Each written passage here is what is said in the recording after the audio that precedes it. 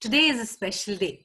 Today is Kaveri Sankramana, a day and a festival celebrating the birth of the River Kaveri, which originates at Talakaveri in Kodagu and is the primary source of water for our city, Bengaluru.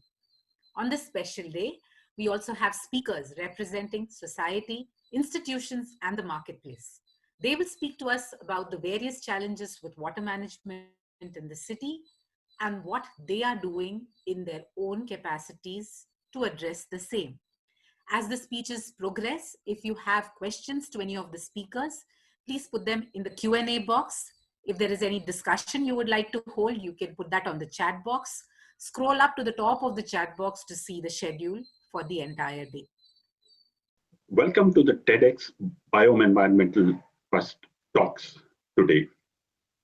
We have titled the talk, Bangalore, a City and Its Waters, Past, Present and Future.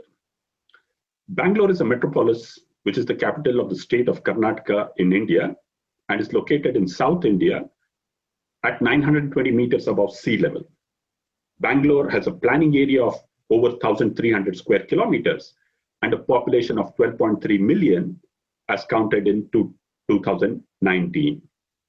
It's a fast growing city, and according to the Bangalore Innovation Report, it's one of the fastest economically growing urban areas in the world. It provides livelihoods and employments to many and is famous as the Silicon Valley of India, with many of the software industries located here. It also has a strong manufacturing base with textile industries providing employment to many, especially women. The city of Bangalore over history has undergone many changes. If geology is destiny, 3,700 million years ago, a rock formation in the city in the place called Lal Bagh tells us about volcanic extrusions which created the granite and gneiss layer below the city and put it at a plateau about 920 meters above sea level. This geology has had an impact on the salubrious climate that the city enjoys and therefore attracts people here. Summer temperatures never cross 38 degrees Celsius, and it's an even climate right through the year. Geology is destiny in another way too. In the Western Ghats or the Sahyadris, which is to the east of the city, the mountain ranges break for a place called the Palghat Gap. Here, the mountain ranges lower themselves down to about 300 meters above sea level. This gap was created by the fact that when Indian continental plate drifted away from Madagascar and the African plate, it left behind a portion of the Western Ghats in Madagascar. Through these gaps in the hot summer months across India, moist water-bearing winds rush through, drift upwards north, and in the view of an author, this causes rain to fall on the city in April and May in the evening hours. Therefore, Bangalore has a bimodal rainfall pattern with a peak in May and another peak in September, October. The annual rainfall is about 970 millimeters, which is pretty substantial for this area, which is otherwise surrounded by drought-prone districts with an average rainfall of between 500 to 700 millimeters. The city has seen drought and famine. In the 1870s, there was consecutive 2 years of drought and followed by a famine when all the lakes dried up. The famine caused a lot of deaths and caused the city fathers to move away from the local lakes of the city, which were its water source, to a river about 24 kilometers away. They created a reservoir, used steam engine to pump water to the city in 1896. And there, Bangalore's dependence on its local waters started to gradually reduce. The city was hit by a plague in 1898, which caused massive deaths. About 100,000 people are supposed to have died during the plague, and caused for the reformation of master planning and neighborhoods within the city, as well as the putting in place of an underground sewerage system. So the legacy of pipe water supply and underground sewerage system is to the late 19th century and the early parts of the 20th century. More importantly, the city is now faced with many challenges. Lakes are full of sewage. Some lakes have caught fire and are frothing because of detergents in the water. Industrial effluents flow in some of our rivers. Lakes are being encroached, construction debris is placed, and lakes are converted to land use. Groundwater is fast depleting, and according to a think tank in India, groundwater is supposed to run out by the end of this year, 2020. One news report actually said that Bangalore will be the next Cape Town and will run out of water completely. However, there is hope in the city. There is a compact between the state and the institutions it has created to tackle the challenges of water. The civil society, which is an active participant in Bangalore for finding solutions for both water and wastewater, not to mention other urban issues. And there's a young breed of entrepreneurs, both informal and formal, who are finding solutions for managing water efficiently, for understanding groundwater better, for treating wastewater, for harvesting rainwater, and so on. This compact between Samaaj, Sarkaar, and Bazaar, in the famous words of the authors Rajni Bakshi and Rohini Nilekani, Samaaj being civil society, Sarkaar being the state, and Bazaar being the market, lies perhaps the salvation for Bangalore's climate challenge and its water sustainability.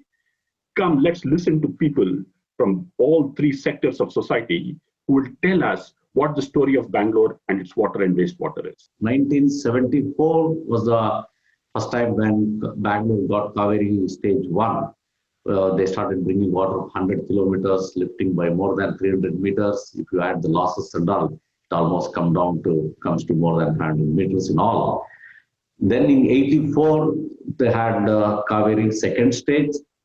Almost 1994, they had Kaveri third stage. 2004, Kaveri fourth stage, phase 1. And 2014, Kaveri stage 4, phase 2, water supply. So starting from 135 MLD with stage 1, repeated to stage 2, then they had multiplication again, stage 3 was double of that size. Stage 4, they added, as I mentioned, stage 4 phase 1 and stage 4 phase 2. Right now, Bangalore gets 1,450 MLD of water, and the raw water actually starts its drawn from Kaveri, so at Shubha Anekat, and then the flow comes into the TK treatment plant called Thorekwadanhalli, and from there it is lifted by 3-stage pumping, TK to Harohalli, Harohalli to Tataguni, Tataguni to Bangalore. And when we say Bangalore, obviously the water will be received at different reservoirs constructed in elevated places across the city. So over time, many reservoirs have been constructed. Right now, to receive more than 1,400 MLD of water, we have about 65 reservoirs being constructed across the city of different sizes. And it is not only the challenge is in bringing water day in and day out without any interruption. It's also challenging to distribute it across the city equitably. And the city being of a nature where we have a lot of undulations with the very high point being more than 940 meters, with very low elevation across the city being about around 840 or 860 meters. It's a challenging task for the water engineers to really supply equitable supply across the city.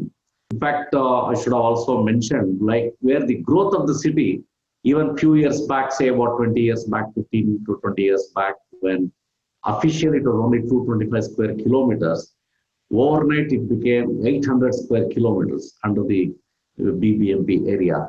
So even now to meet such demands, a lot of plans have been made, and the city is struggling to reach that target. The last this thing of Kaveri fifth stage has also been planned. About another 775 MLD of water will be brought into Bangalore.